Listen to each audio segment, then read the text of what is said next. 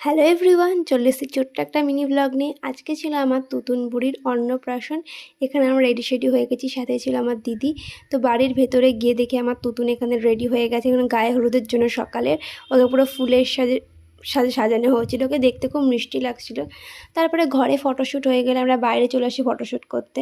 তারপরে ওখানকার photoshoot complete হয়ে গেলে ওকে স্নান করিয়ে নতুন আরেকটা ড্রেস পরানো হয়। এটা তোকে প্রচুর মিষ্টি লাগছিল দেখতে।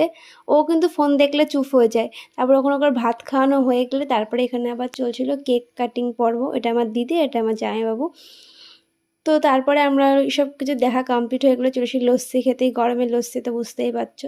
তারপরে লস্যি আর ফুচকাকে চলে আসি, খেতে বসে পড়ি। এখানে দেখো খাওয়ার মেনু কার্ডটা কিন্তু একটু নতুনত্ব পাখা। আমি এটা ফার্স্ট টাইম কোনো বাড়িতে গিয়ে দেখলাম। তারপরে দিয়ে খেতে বসেছিল, ফার্স্ট টাইম ছিল ডিমের ডেভিল আর সস। তো এটা দিয়ে খাওয়া কমপ্লিট করার পরে পাতে পড়ে গেল সাদা ভাত, চিপস আর মুড়িঘণ্ট ডাল। তো এটা আমার মনে হয় যে কোনো বিয়ে বাড়িতে মনে হয় সবথেকে বেস্ট খাবার। তো এটা দিয়ে খাওয়ার কমপ্লিট করার পরে এর আগে ছিল তোমার শুক্তো আর মাছ, ওগুলো আমি খাই না বলে আর নিইনি। তারপর বাদে পড়ে গেল স্যালাড, ফ্রায়েড রাইস আর গরম গরম মাটন কষা। মানে গরমে গরম মাটন কষা তো বুঝতেই পারছো। আর রান্নাবান্না তো খুবই সুন্দর হয়েছিল।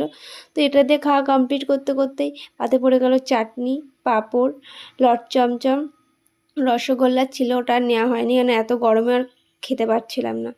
তারপরে লাস্টে ছিল হচ্ছে হজমোলা আর হচ্ছে আইসক্রিমের জায়গা ছিল কোল্ড ড্রিঙ্কস। তো আজকের ভিডিওটা এই পর্যন্তই। ভালো লাগলে অবশ্যই লাইক, কমেন্ট অ্যান্ড শেয়ার।